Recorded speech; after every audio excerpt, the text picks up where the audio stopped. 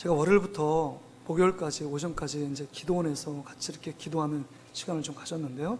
하여튼 교회를 위한 기도 제목 20가지를 들고 왔는데, 그 기도하는 가운데 그것을 위해서 기도하는데 그냥 딴 생각을 자꾸 허락하시는 거예요. 그래서 자꾸 세 단어가 지금 마음을 자꾸 저를 붙잡습니다. 역주행이라는 단어를 자꾸 저를 주시는 거예요. 지금 우리 주님께서 저에게 주시는 말씀이 한국교회가 저를 비롯해서 우리 동신교회 성도들이 지금 역주행하고 있다라고 말씀하는 겁니다. 신앙의 역주행을 하고 있다는 거예요. 정방으로 가야 되는데 주님이 기뻐하지 않는 역주행을 하고 있는 것입니다. 그러면서 제가 겪었던 일들을 생생하게 다시금 떠올리는 장면이 있었습니다. 제가 한 5년 전 일이에요. 강남에서 부목사 생활을 할 때, 그때 이제 11시 금요 성령 집회가 끝나고 또 여전도와 함께 2시간 정도 함께 기도하는 시간이 있었습니다. 새벽 1시가 됐습니다. 새벽 1시에 이제 퇴근하려고 차를 몰고 그냥 거기서 딱 교회만 나오고 좌회전만 하면 도산대로가 있습니다. 도산대로가 그 수입차들이 많은 대로가 있거든요. 편도 5차선, 왕복 10차선이에요. 대로변입니다. 고속도로처럼 아주 큰 도로예요. 좌회전해서 1차선으로 제가 이렇게 가고 있었습니다.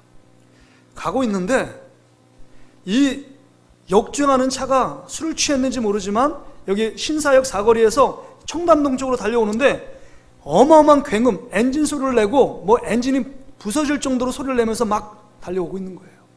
제가 그냥 늘 가듯이 그냥 1차선으로 향해서 가고, 그 다음에 신사역 사거리에서 우회전 받아야 제가 목동에 살았기 때문에 가려고 했는데 그 차가 너무 전속력으로 달려오는 거예요. 갑자기 몇 초 후에 제 앞에 있어서 이거 어떡하지? 만약에 부딪히면 죽겠다. 그냥 직감적으로 느끼는 거예요. 너무 세게 달려오니까. 저도 달려가는 속력이 있고 거기 언덕길이거든요. 언덕에서 밑으로 내려가고 밑에서 위로 올라오고 있는데 하이빔을 막 키면서 막 올라오고 있는 거예요. 순식간에 살아야겠다라 생각하고 우측으로 그냥 핸들을 틀었어요. 2차선 3차선 옆에 차가 오든지 말든지 그냥 틀은 거예요. 그 생각이 없어요. 2차선 3차선 백밀러로 봐서 지금 차가 오는지 안 오는지 그럴 생각할 틈이 없었습니다. 다행히도 틀었어요. 그래서 뒤에 차가 다 섰습니다. 그런데 그 차는 아랑곳하지 않고 1차선으로 그냥 죽음의 질주를 향하여 역주행을 달려가고 있는 거예요. 그러니까 옆에 막 들립니다. 창문 열고 야 미친 뭐 XX야 너 뭐야 막 그러면서 막 달려가는데도 그냥 손살같이 계속 도산대로 향하여 5차선을 1차선 자기 정방을 달리듯이 막 미친 듯이 달리는 거예요. 그 사람들이, 좋은 사람들이 와서 바로 옆에 파출소인데 사람들이 막 증언합니다. 이 사람 누군가. CCTV를 막 봐요. 방범 TV가 막 있으니까 막 보는데 이거 웬걸이요. 달려오는 차의 라이트는 보이는데 번호판이 보이지가 않는 거예요. 그러니까 번호판이 보이지 않으니까 누구 차인지를 식별이 불가능합니다. 여러분 막 믿으면 안 돼요. 정확하게 블랙박스를 이렇게 찍었는데도 이 블랙박스를 봐도 라이트를 이쪽에서 비치니까 정방향에서 비치면 보이는데 같이 라이트를 비치니까 이게 반사가 돼서 전혀 보이지 않는 겁니다. 그래서 뭐 한 달 뒤까지 뭐 경찰서에서 제가 같이 있는 사람들께 옆에서 신고를 해서 했는데도 그 역주행한 사람이 누군지를 잡지 못했습니다. 만약에 제가 그 역주행하던 차를 부딪혔다면 아마 지금 여기 있지 못할 수도 있습니다. 역주행은 이만큼 위험천만한 일입니다. 대형 사고로 이루어질 수 있는 일입니다. 제가 역주행을 한번 해본 적이 있어요. 어디서냐? 뭐 고속도로가 아니라, 여러분 우리 구동에 고시청 가면 가끔 식사를 하잖아요. 근데 소록길을 이렇게 가잖아요. 그래서 소록길이 이제 여러분 여기 두 가지 길이 있는데 가는 길이 있고 김밥천국에서 가는 길이 있고 이렇게 반대길이 있잖아요. 그 차선이 다르잖아요. 일방통행이잖아요. 다. 근데 그 두 길을 걸으려면 옆에서 이렇게 조그만 소록길을 해가지고 다시 와야 되는데 가끔 차가 전혀 없어서 그냥 아무 생각 없이 갔습니다. 갔는데 끝에 보니까 화살표가 반대 방향으로 있는 거예요. 일방통행인데 그걸 무시하고 가는 겁니다. 그래도 그 정도 역주행은 차들이 오고 뭐 빵빵거리고 뭐 상대방차가 욕할 수는 있지만 그래도 생명을 유지하는데 지장 없잖아요. 그렇게 쌩쌩 달리지 않잖아요. 근데 여러분 대로변이라든지 고속도로에서 역주행을 한다는 건요 진짜 큰 생명의 위협을 느낄 수 있는 끔찍한 일입니다. 그런데 여러분 오늘 본문에 보면 지금 이스라엘 백성들이 하나님 앞에서 역주행의 길을 가고 있다라고 지금 말씀하고 있습니다. 이스라엘 백성을 정말 시내산에서 하나님의 백성으로 율법을 주고 안식일을 지키고 하나님 말씀대로 살아라 그렇게 얘기하고 수많은 선자를 통하여 계속적으로 사랑의 메시지를 주고 있지만 아랑곳하지 않습니다. 그래서 계속적으로 멸망의 길을 향하여 신판의 길을 향하여 달려가고 있는 이 이스라엘 백성들의 모습, 달리고 있는데 그 길이 멸망의 길, 심판의 길을 향하여 역주행하면서 그 길이 정망으로 가고 있는 것처럼 계속 달리고 있는 이스라엘 백성들의 모습이에요. 여러분, 오늘 이 성경에 보면 예레미야는 52장까지 기록되어 있습니다. 거기에 회복의 말씀은 30장부터 33장 4장밖에 없어요. 나머지는 뭐냐? 48장이 이스라엘 백성들의 멸망, 이스라엘 백성들의 심판, 이스라엘 백성들의 저주, 너희들이 하나님 말씀대로 살지 않기 때문에 내가 너희를 심판할 수밖에 없다. 이 얘기를 줄기차게 하고 있는 것입니다. 그럼에도 불구하고 그들은요, 아랑곳하지 않아요. 돌이키지 않습니다. 오늘 본문에 보면 이렇게 말해요. 5절에 하반절에 보세요. 그들의 악에서 돌이키지 아니하였다. 돌이키지 않고 역주행을 가서 그 역주행이 위험천만한 길임에도 불구하고 계속적으로 달려가고 있는 이스라엘 백성. 결국은 이스라엘이 바벨론의 손에 멸망합니다. 오늘 본문에 멸망한 자들은 다 끌려갑니다. 바벨론을 끌려가고 남아있는 유다와 예루살렘에 남아있는 사람들은 정말 보잘것없는 빈민에 불과해요. 근데 그들도 예레미야를 통해서 거기서 하나님 말씀에 순종하고 유다와 예루살렘에 머물라 라고 말하지만 애굽이 좋아 보이는 거예요. 애굽이 화려해 보입니다. 정말 힘 있는 애굽 밑에 살면 안전하고 평안하고 행복한 삶을 누릴 수 있을 거라고 생각합니다. 그래서 하나님 말씀에 불순종해서 또 애굽으로 내려가 삽니다. 그런데 오늘 본문은 애굽에 흩어져 사는 너희들, 지금 유다가 멸망한 것처럼 너희도 멸망할 거야 라고 지금 말씀하는 겁니다. 도무지 이 이스라엘 백성들이 하나님 말씀에 정반으로 가지 않고 계속적으로 역주행하고 있는 모습을 기록하고 있는 장면이 오늘 우리가 읽은 본문입니다. 그렇다면 여러분, 우리가 이 짧은 시간에 정말 역주행을 멈추는 길이 무엇인가 하는 것입니다.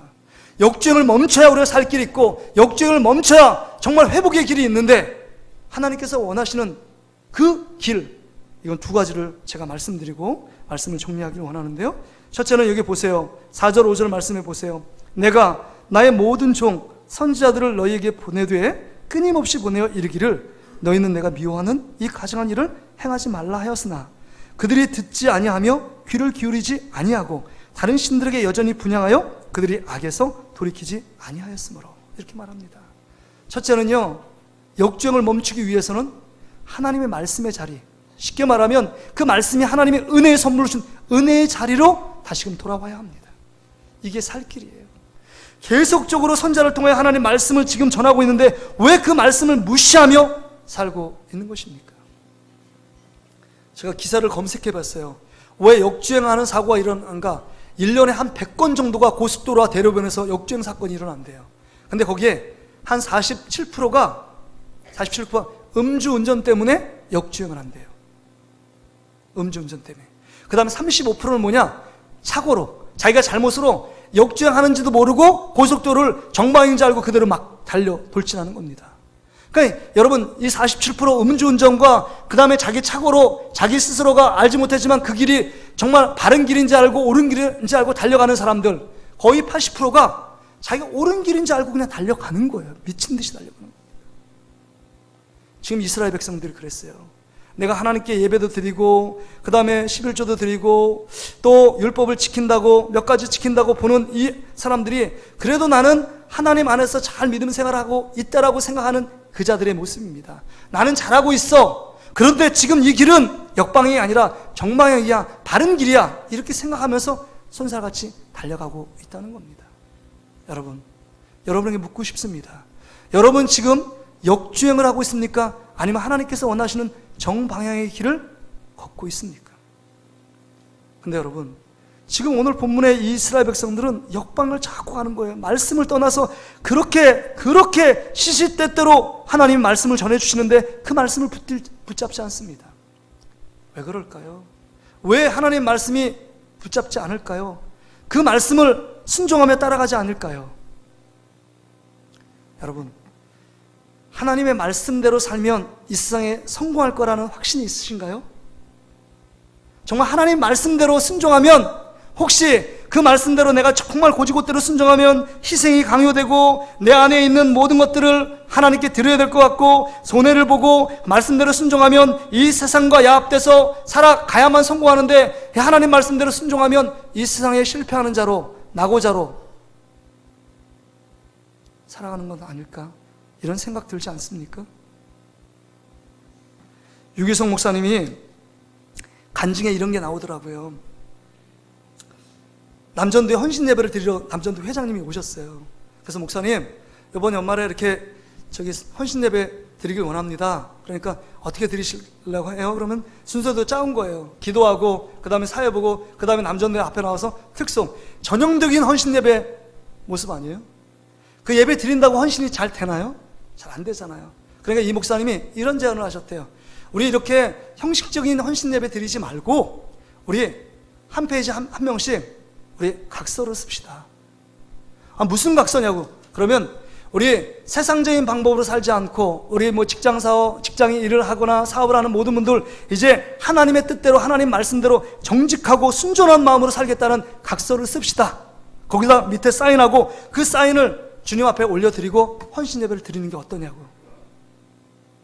그러니까 이 회장님이 고민하면서, 그럼 우리 가가지고 우리 회원들하고 상의한 다음에 다시 오겠습니다. 여러분, 다시 왔겠어요? 안 왔겠어요? 안 왔다는 겁니다. 안 왔다는 거죠. 그게 뭐냐? 그 중에 말씀대로 살겠다 하는 사람도 있겠지만, 여러분, 말씀대로 순전하게 순종하면 세금 포탈 못 하잖아요. 말씀대로 순종하면 세상 가운데 성공할 수 없다, 성공할 수 있다는 자신감이 떨어진 거예요. 하나님 말씀대로 사는 사람이 어떻게 순종하고, 어떻게 세상 가운데 축복을 누리고 그 다음 성공적인 삶을 살아갈 수 있느냐 하는 겁니다. 그들이 갈등한 거예요. 우리의 모습이 이런 모습 아니에요?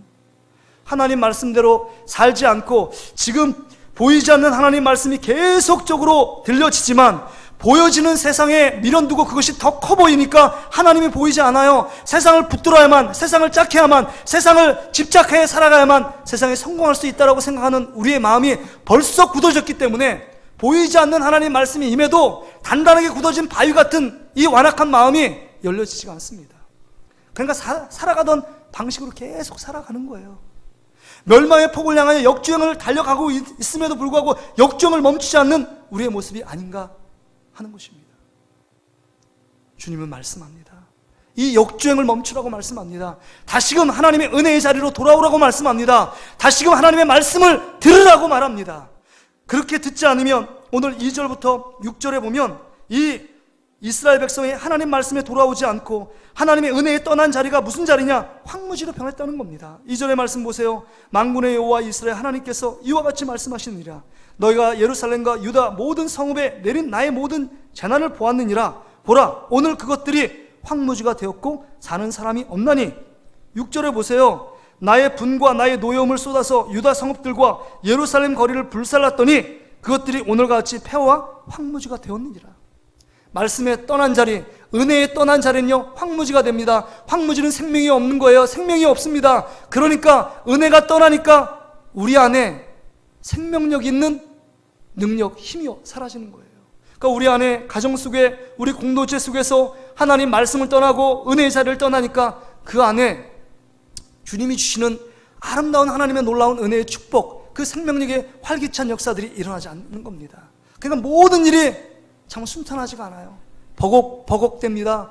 그 다음에 사람들 가운데 부딪힙니다. 사람 소리가 나고 사람 냄새가 풍기는 겁니다. 왜 그럴까요? 하나님의 은혜의 통로가 막히고 점점 더 황무지가 되고 사막화되어 가기 때문에 그렇습니다. 우리의 모습이 어떻습니까? 은혜가 넘치는 은혜의 바다 위에서 말씀을 들으면서 그 말씀대로 내가 한 절 순종하며 나아가야 되겠다, 이런 마음의 결단이 생기느냐 하는 것입니다. 다시금 오늘 이 말씀을 통해서 은혜의 자리로 돌아오는 저와 여러분이 되시기를 주의 이름으로 축복합니다. 자, 옆 사람하고 이렇게 고백합시다. 은혜의 자리로 돌아옵시다. 여러분, 말씀의 자리가 은혜의 자리예요. 두 번째 오늘 주시는 말씀은요, 7절에 보세요. 만군의 하나님 이스라엘 하나님 여호와께서 이와 같이 말씀하시느니라. 너희가 어찌하여 큰 악을 행하여 자기 영혼을 해하며 유다 가운데서 너희와 남자와 여자와 아이와 젖먹는 자를 멸절하여 남은 자가 없게 하려느냐. 야, 이게 지금 하나님의 마음이에요. 하나님의 마음을 소유해야 됩니다. 하나님 뭐라고 하냐? 어찌하여 너희들이 범죄해서 너희들을 내가 징계하고 심판할 수 있도록 너희들의 그 삶을 그렇게 죄악 가운데 거하는 삶을 살고 있느냐? 너무 안타깝다. 너무 애잔한 마음으로 하나님 아버지께서 지금 이스라엘 백성들에게 지금 그 마음을 토로하고 있는 것입니다. 내가 너희들을 어떻게 심판하도록 내버려 둘 수 있느냐? 너희가 왜 이런 죄악의 길을 계속 멈추지 않고 역죄행을 가고 있느냐? 안타까운 마음으로 지금 말씀하고 있는 겁니다. 여러분 8절에도 보세요. 우리 8절 말씀 같이 한번 읽어볼까요? 8절 시작. 어찌하여 너희가 너희 손에 만든 것으로 나의 노여움을 일으켜 너희가 가서 머물러 사는 애굽 땅에서 다른 신들에게 분향함으로 끊어버림을 당하여 세계 여러 나라 가운데에서 저주와 수치거리가 되고자 하느냐? 지금 어찌하여 그런 일을 하느냐? 너무 안타깝다는 거예요. 내가 너를 심판하고 싶지 않고 더 축복하고 하나님이 주시는 놀라운 축복들을 너희들을 나누고 그 다음에 그 풍성한 가운데 너희를 채우기 원하는데 그게 하나님 아버지의 마음인데 하나님은 사랑이지만 여러분 늘 곁길로 가고 우상 숭배하는 하나님이 기뻐하지 않는 길은 채찍을 줌으로 말미암아 다시금 하나님의 사랑의 품으로 돌이킬 수 있도록 만드는 거예요. 이게 공의 하나님의 속성입니다. 근데 내가 어찌하여 너를 심판하고 저주하고 수치 이 당하는 길을 행하는 그 일들을 행하도록 너희들이 만드냐 이런 말이에요.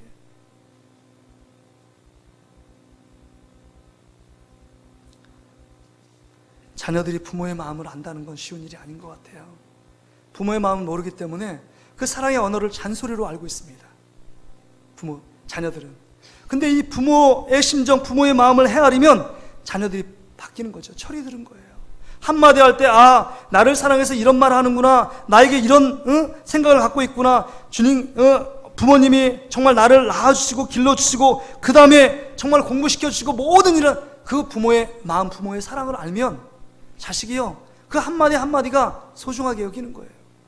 근데 깨닫지 못하는 사람은 늘 깨닫지 못합니다. 자녀들이. 근데 오늘 이 하나님 아버지의 마음을 보세요. 여러분 48장까지 정말 저주와 심판과 그 다음에 책망이 계속 나오는데 이 마음이 무슨 마음일까요? 진짜 이 이스라엘 백성들을 저주하고 심판해서 그 다음에 늘 때리시고 주님의 마음은 그 마음이 아닙니다. 회복의 마음이에요. 예레미야 29장 11절에 말합니다. 여호와의 말씀이니라 너희를 향한 나의 생각을 내가 아나니 뭐예요? 재앙이 아니고 평안이라 미래와 희망을 주는 것이니라 라고 말씀합니다.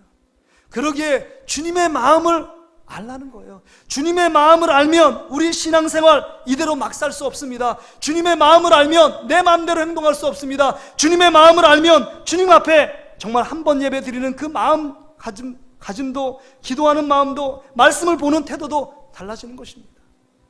여러분 하나님의 마음을 소유하는 여러분 되시기를 주의 이름으로 축복합니다. 주님의 마음이 무엇인가? 여러분을 축복하시고 여러분을 사랑하시고 여러분을 끝까지 포기하지 않으시는 그 하나님의 놀라운 사랑의 마음을 여러분 기억해야 돼요. 마지막까지 너 이러면 멸망해, 너 이러면 분명히 심판받을 거야, 너 이러면 저주받을 거야, 너 이러면 이 세상 가운데 수치거리가 될 거야 라고 말씀하시는 이유는 뭐냐면 빨리 그 자리에서 돌이키고 회개하고 주님 품으로 돌아오라는 말씀이에요. 구구절절한 말씀입니다. 모든 것이 주님의 마음에 담겨있는 애선한 마음이에요. 자식이요 정말 부모의 원대로 가지 않고 정말 부모가 기뻐하지 않는 다른 길로 계속 간다면 부모의 마음이 얼마나 아플까요?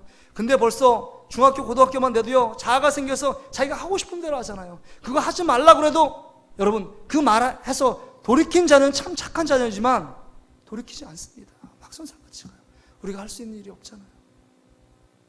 우리의 지금 모습이 이런 모습이 아닌가요? 철부지 정말 천방지축인 이 어린 아이의 자녀의 모습처럼 우리가 그런 삶을 살고 있지 않은가요? 지금 자식은 주님께서 우리를 얼마나 사랑하시는지 그 마음을 알고 역주행을 멈춰야 합니다. 주님의 마음은 심판과 저주와 그 다음에 여러분 멸망이 아니라 우리 가운데 하나님이 주시는 풍성한 삶과 축복과 회복과 치유와 다시금 하나님께서 우리 가운데 능력을 허락해 주시는 것이 하나님 아버지의 마음인 줄 믿습니다. 이 마음을 다시 한번 갖고 돌이키는 저와 여러분의 삶이 되시기를 주님으로 축복합니다. 여러분 오늘 10절의 말씀 보세요. 말씀을 정리합니다. 여러분 그들이 오늘까지 겸손하지 아니하며 두려워하지 아니하였다고 말합니다. 여러분 왜 그럴까요? 하나님을 만난, 하나님이 없기 때문에 하나님 말씀을 듣지 않아요. 우리 삶 가운데 하나님이 바라보고 하나님을 기대하지 않기 때문에 여러분 하나님의 마음을 몰라요. 근데 하나님을 만나고 경험한 사람의 특징은 두 가지로 나타납니다. 하나님의 크심을 알고 나의 작음을 알아요. 그리고 겸손하게 드러납니다. 말씀을 보면서 세상 가운데 돈이 두려운 게 아니라, 명예가 두려운 것이 아니라, 사람이 두려운 것이 아니라 하나님이 두려워져요. 하나님을 경외함으로 예배합니다. 겸손함과 두려움을 갖고 하나님께 나아가는 자만이 하나님을 만나고 경험한 사람이에요. 여러분, 오늘 정말 역주행을 멈추고 하나님이 어떤 분이신지를 깨닫는다면 이런 겸손함과 두려움을 갖고 주님만을 섬기는 저와 여러분이 되시기를 주님으로 축복합니다. 그래서 여러분, 한 가지를 제안드려요. 한 가지 우리가 결단합시다. 여러분, 하루하루 살을 때 한 번이라도, 하루에 한 번이라도 우리 하나님을 한번 생각해 보자는 거예요.